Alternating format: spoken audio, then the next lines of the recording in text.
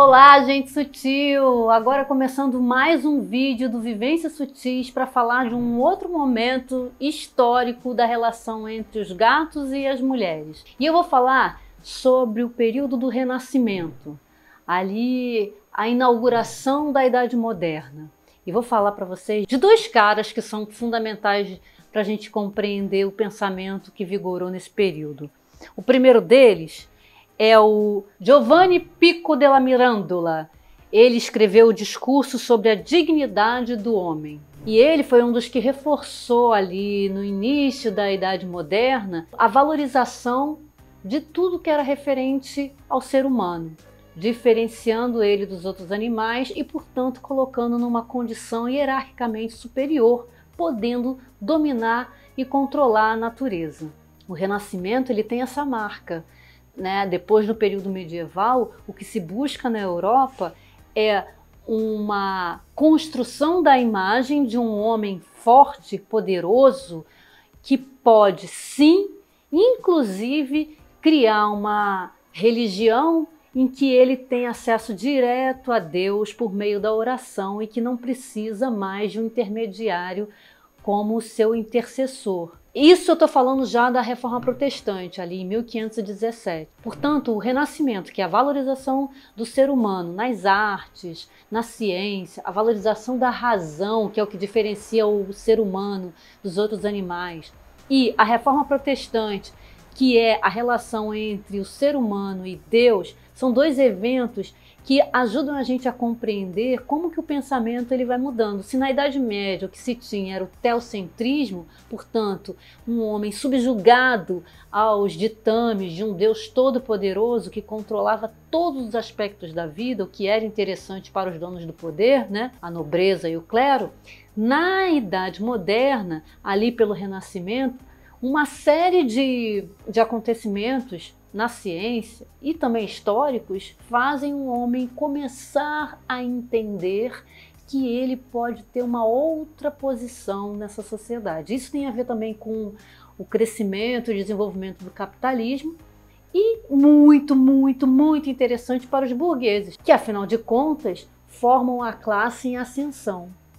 Quem está começando a cair é a nobreza e quem está tendo o poder econômico, quem está interessado em ter o poder político, que depois vai dar lá na Revolução Francesa, é a burguesia. Portanto, a Reforma Protestante, portanto, o Renascimento, são eventos muito interessantes para a consolidação do capitalismo. Essa diferenciação entre o que é humano do que não é humano é o alicerce da Idade Moderna. E aí eu vou falar do segundo cara que eu mencionei ainda agora, que é o Descartes, o René Descartes. Já ouviu falar de penso, logo existo?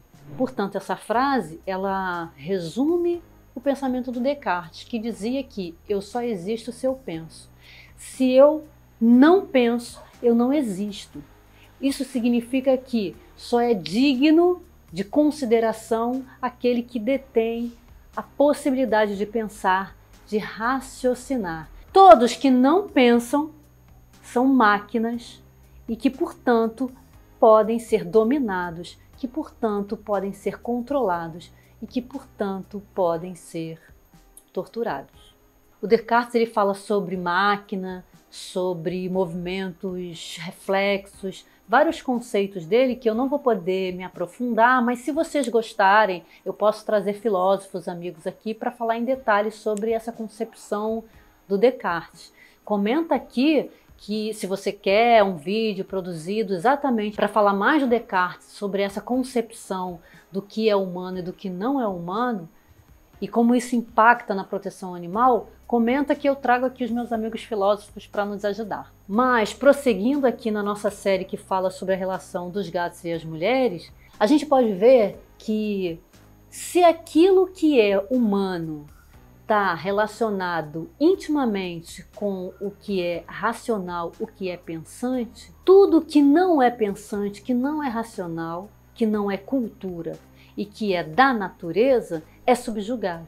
As mulheres associadas à natureza, as mulheres associadas ao instintivo, que ainda hoje permanecem no imaginário de que as mulheres não são muito equilibradas, são emotivas, que não sabem lidar com a frieza dos negócios, da política, tudo isso reforçou a ideia de que as mulheres são menores, de que as mulheres e os animais não são racionais, portanto, não têm alma e, portanto, podem ser subjugados. Esse mesmo argumento também foi usado para justificar a escravidão, porque a igreja, de novo eu cito sempre a Igreja Católica, porque está lá na história, ela é uma das instituições mais poderosas e ela vaticinou, definiu quem tinha alma e permitiu a escravidão aqui nas Américas, porque considerava que os negros, as pessoas negras escravizadas, não tinham alma.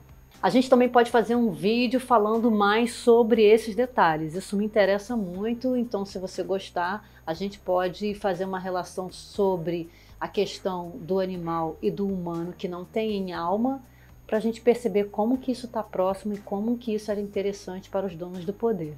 E para fazer a pesquisa desse vídeo, eu fui no Peter Singer, que é o pilar da nossa proteção animal, o livro dele, Libertação Animal, de 1975, com muitas reedições, muitas atualizando e falando dos pequenos progressos que se tem tido sob força de lei nos vários países, mesmo aqueles que são chamados civilizados, que são chamados avançados, desenvolvidos, e que são por causa do movimento internacional de proteção animal.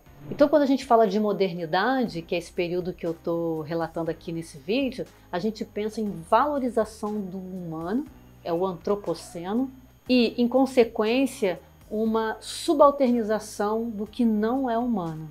E aí a gente vai pensar em como a chegada dos europeus nas Américas reforçou isso, em como, lá no século XIX, esse argumento também justifica o imperialismo europeu nos países africanos e como até hoje permanecem as ideias de desigualdades sociais e raciais, naturalização da discriminação e do preconceito, tanto racial como de gênero.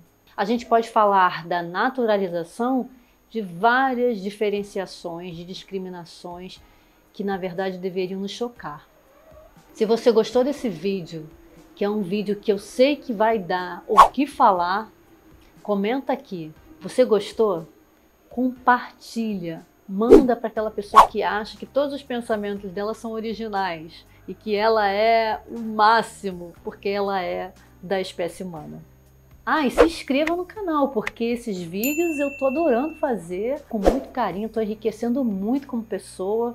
E estou feliz porque eu vejo que a história, a filosofia, as artes ajudam a gente a compreender o nosso comportamento. No próximo vídeo eu vou falar sobre a idade contemporânea e como ela está tão próxima de nós, sobre alguns dos nossos comportamentos atuais.